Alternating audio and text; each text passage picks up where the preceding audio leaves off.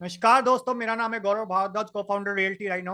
और आज मैं आपको इस वीडियो के अंदर बताने वाला हूं, अगर आप एक बिजनेस ओनर हो तो कौन से बेस्ट ऑप्शंस अवेलेबल हैं आपके लिए इन्वेस्टमेंट के पॉइंट ऑफ व्यू से। तो मेक श्योर आप इस वीडियो को लास्ट तक देखना, ऑलराइट, सो दैट आप एक सही डिसीजन ले सको किसी भी रेजिडेंशियल या कमर्शियल प्रॉपर्टी में इन्वेस्ट करने से पहले गुड़गांव के अंदर।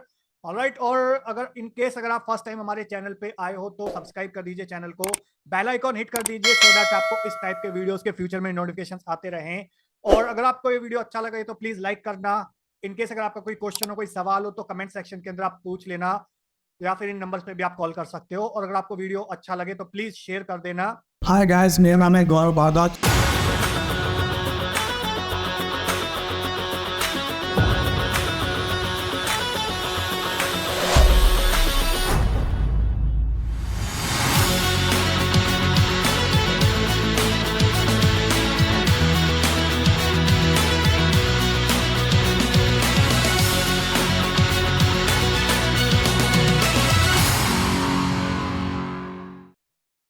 तो चलिए स्टार्ट करते हैं इस वीडियो को।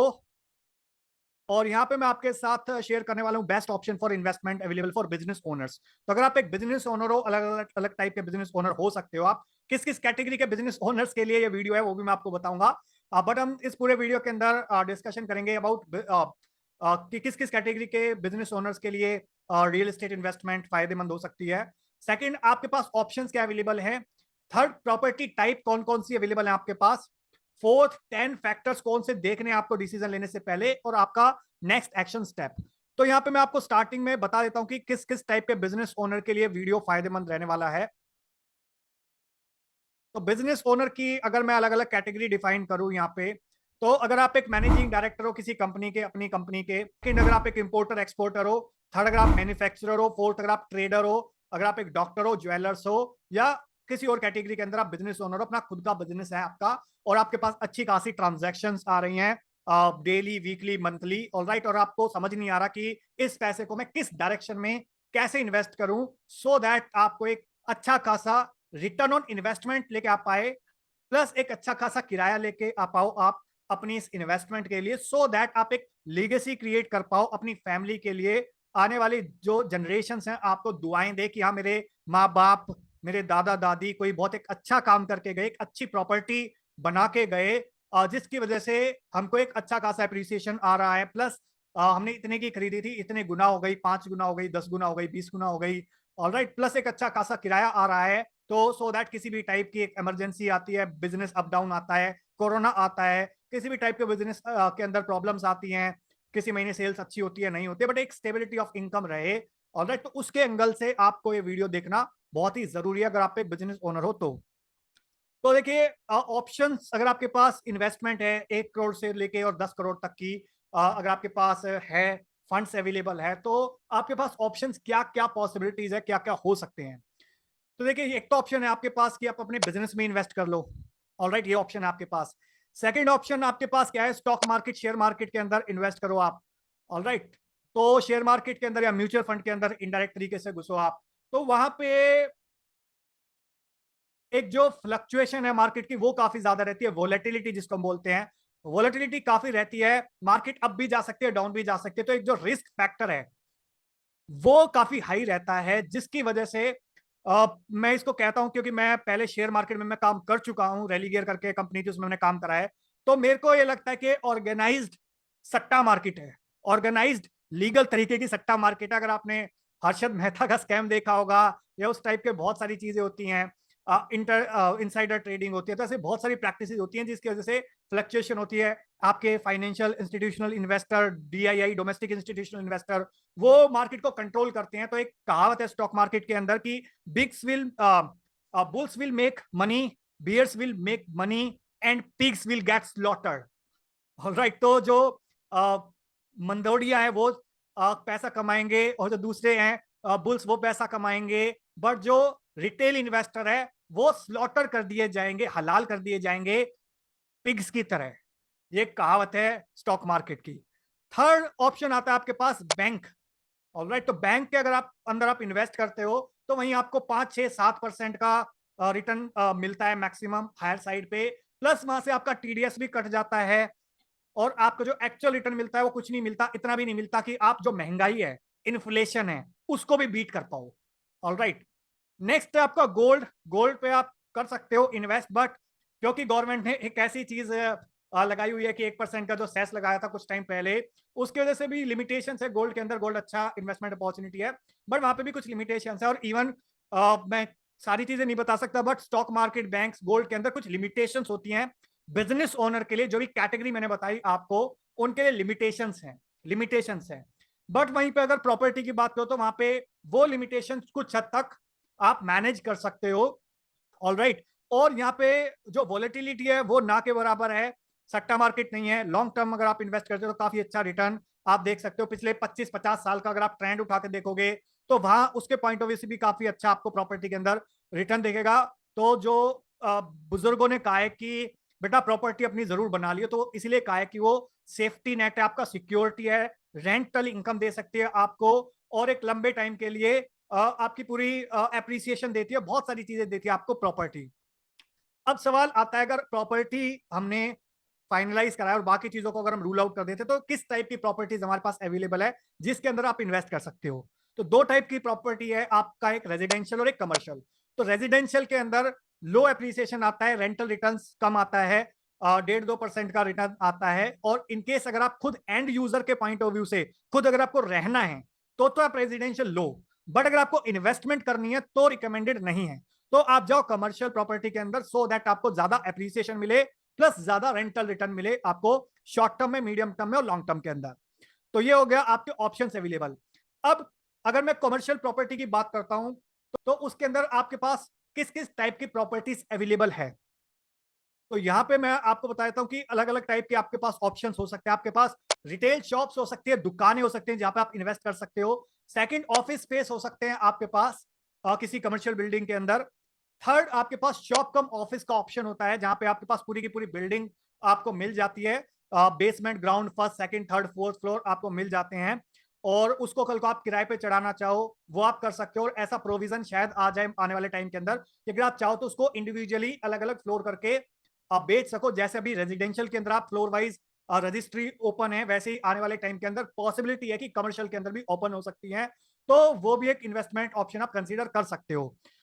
कौन सा लेना है एसईओ, उसके लिए आप इन दिए हुए नंबर पे आप कांटेक्ट कर सकते हो।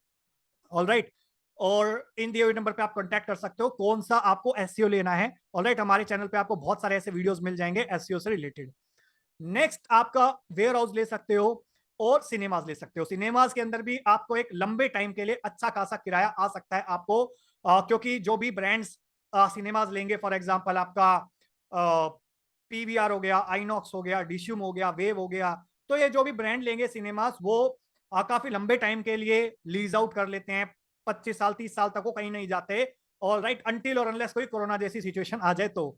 ऑल राइट, तो उसके बावजूद भी चीजें थ्राइव कर रही हैं, सर्वाइव कर रही हैं। अभी रिसेंटली 75 रुपए के अंदर टिकट लॉन्च कर दी नेशनल सिनेमा डे पे, तो वो अगेन सिनेमा के अंदर बाहर आ गई। और अगेन जो प्राइस लो करेंगे, एक बार भरने लग जाएंगे सिनेमा, तो वहां पे भी आपको अच्छा खासा रिटर्न ऑन इन्वेस्टमेंट आ सकता है, लंबे टाइम के लिए एक स्टेबल इनकम बन सकती है। ऑल राइट, और मार्केट रेट पे आपको चीजें मिल जाती है। तो हमारे पास सिनेमाज के भी काफी अच्छे ऑप्शंस अवेलेबल हैं, तो उसके लिए भी आप हमको कांटेक्ट कर सकते हो कि कौन से सिनेमाज की डील अगर आपको चाहिए। ऑलराइट, अगर आपके पास 6-7 करोड़ से ऊपर की इन्वेस्टमेंट है तो उस केस के अंदर आप सिनेमा के लिए हमको कांटेक्ट कर सकते हो। नेक्स्ट मैं आपको बताता हूं यहाँ पे 10 factors to see before investing. तो किसी भी प्रॉपर्टी में इन्वेस्ट करने से पहले ये 10 फैक्टर जरूर देख लेना। ऑलराइट, सो दैट भले ही आप हमसे डील करो या ना करो, बट एटलीस्ट खुद की चेकलिस्ट एक मेंटेन करके रख लो कि हाँ ये मेरी चेकलिस्ट होनी चाहिए before investing in any residential और commercial property. Alright, so that हम आपकी हेल्प करना चाहते हैं, आप गलत जगह ना फंस जाओ, गलत प्रॉपर्टी में ना फंस जाओ, सो दैट कल को आपको दिक्कतें हो निकलने के अंदर, प्रॉपर्टी को बेचने के अंदर, प्रॉपर्टी को रेंट पे चढ़ाने के अंदर आपको प्रॉब्लम्स ना हो। इसलिए मैं आपको 10 फैक्टर्स बता रहा हूं सो दैट आपकी हेल्प हो जाए। तो पहला फैक्टर है past track record of the builder, कि बिल्डर ने पहले कोई प्रोजेक्ट रेजिडेंशियल या कमर्शियल जो भी आप ले रहे हो कि डिलीवर करा हुआ या नहीं करा हुआ। सेकंड, प्रोजेक्ट की लोकेशन क्या है, क्योंकि प्रॉपर्टी जब भी इन्वेस्ट करते हो तो 3 चीज देखी जाती है, लोकेशन, लोकेशन और लोकेशन। तो लोकेशन आपकी अच्छी होनी चाहिए प्रॉपर्टी की। थर्ड, जो भी आप कमर्शियल प्रॉपर्टी के अंदर इन्वेस्ट कर रहे हो, एससीओ के अंदर, मॉल के अंदर, हाई स्ट्रीट के अंदर, सिनेमाज के अंदर, तो उसका ओवरऑल कॉन्सेप्ट क्या है मॉल का, क्या वो फुटफॉल खींच पाएगा। फोर्थ चीज है पार्किंग। तो पार्किंग भी एक बड़ी मेजर समस्या रहती है। तो जहाँ पे जिस भी प्रोजेक्ट के अंदर अगर पार्किंग अच्छी खासी होगी, ऑलराइट, बड़ा प्रोजेक्ट है तो वहां वो ज्यादा चलेगा एज कंपेयर टू छोटा प्रोजेक्ट जहाँ पे पार्किंग कम है। फिफ्थ है location of your inventory in the project. तो प्रोजेक्ट के अंदर आपकी इन्वेंट्री की लोकेशन क्या है, वो भी बड़ा मैटर करता है, क्योंकि प्रोजेक्ट अच्छा है बट आपकी इन्वेंट्री दबी हुई है, आपकी प्रॉपर्टी दबी हुई है, तो कल को आपको उसको किराए पे चढ़ाने में, बेचने में दिक्कतें आएंगी। नेक्स्ट है आपका नेबरहुड कैचमेंट। तो आसपास क्या इंफ्रास्ट्रक्चर आ रहा है, फ्यूचर में क्या इंफ्रास्ट्रक्चर आ रहा है, प्लस कैचमेंट क्या है, कितने प्रोजेक्ट है, रेजिडेंशियल या कमर्शियल, कौन सी ऐसी जनता है जो उस के अंदर खाने पीने के लिए आएगी, एंजॉय करने के लिए आएगी, शॉपिंग करने के लिए आएगी, सो दैट कल को जो दुकान चला रहा है वहां पे वो अपना किराया निकाल के लेके आ पाए और लंबे टाइम तक आपको किराया दे सके। अगर वो प्रॉफिटेबल नहीं होगा तो आप प्रॉफिटेबल कैसे होगे? तो आपको सिर्फ अपना कस्टमर देखना है, कस्टमर का कस्टमर भी देखना है। आपका कस्टमर कौन हो गया? अगर आप एक प्रॉपर्टी इन्वेस्टर हो तो आपका कस्टमर कौन हो गया? किराएदार। किराएदार का जो कस्टमर है वो कौन हो गया? उसका ग्राहक। तो आपको ग्राहक को देखना है कि जो मेरा ग्राहक का ग्राहक है वो आएगा या नहीं आएगा उस प्रॉपर्टी के अंदर। नेक्स्ट है पोस्ट सेल सपोर्ट। तो आपको जो बिल्डर या ब्रोकर जिसके साथ भी आप डील कर रहे हो, मेक श्योर वो आपको पोस्ट सेल सपोर्ट भी दे। ऐसा नहीं होना चाहिए कि उसने आपको प्रॉपर्टी बेच दी और उसके बाद आपके फोन उठाने बंद कर दिए। ऑलराइट, बहुत सारे लोग ऐसे हमारे पास कंप्लेन लेके आते हैं कि सर इसने मैं डिस्काउंट मांगा तो उसने डिस्काउंट तो दे दिया, बट बाद में पता चला डिस्काउंट भी नहीं मिला और उसने मेरे फोन उठाने बंद कर दिए, और बाद में पता चला मेरे को 2 साल 2.5 साल बाद कि मेरे को 15, 20, 25, 30 लाख रुपए की एक्स्ट्रा डिमांड आ गई। ऑलराइट, कुछ डॉक्टरों के ये केस स्टडी मैं आपको बता रहा हूँ लाइव। और जिन ब्रोकर ने ये काम करा था ना, उनसे अगर मैंने बात करी तो उन्होंने पता है क्या बोला कि उन्होंने बोला कि हमारे लिए ना तो कस्टमर जो है वो मुर्गी है, मुर्गी। तो मुर्गी आएगी तो मेरा काम है कसाई का, मुर्गी की तरह मैं काट दूंगा। ऑलराइट, तो ये वर्ड थे उस ब्रोकर के जिसने ये काम करा था। ऑलराइट, तो ऐसे बहुत सारे इंसिडेंट्स आपको मिल जाएंगे। नेक्स्ट है नंबर्स। तो आपको नंबर्स बड़े क्लियर होने चाहिए जब भी आप कमर्शियल प्रॉपर्टी में इन्वेस्ट करो, क्योंकि वहां पे नंबर्स का ही खेल है। ऑलराइट, तो लीज रेंटल कितना आ रहा है, रिटर्न ऑन इन्वेस्टमेंट कितना आ रहा है, डिस्काउंट अगर कुछ है तो वो क्या है, इनॉग्रल डिस्काउंट वगैरह कई टाइप के डिस्काउंट होते हैं, तो जो हमारे इन्वेस्टर होते हैं उनको हम वो सारी चीजें बताते हैं। ऑलराइट, तो नंबर्स बड़े क्लियर होने चाहिए आपके, सो दैट कहीं ऐसा ना हो कि आपने गलत रेट पे प्रॉपर्टी खरीद ली। अगर आपकी बाइंग सही नहीं होगी तो कल को सेलिंग भी सही नहीं हो पाएगी। अगर आपकी बाइंग सही होगी तो ही सेलिंग सही हो पाएगी, तभी आप अपना ROI निकाल के लेके जा पाओगे।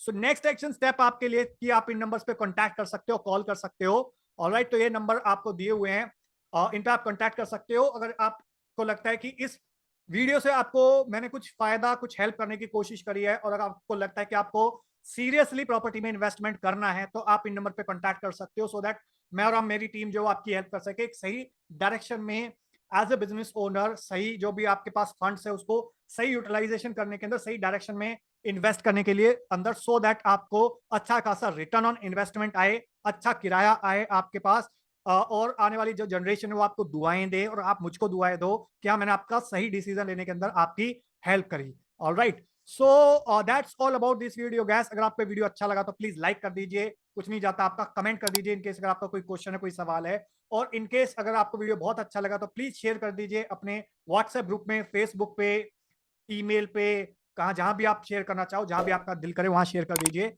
सो दैट मुझको भी मोटिवेशन मिले इस टाइप के और वीडियोस बनाने के लिए आपके लिए। So that's all about this video guys, thank you so much for watching till here, bye bye, take care.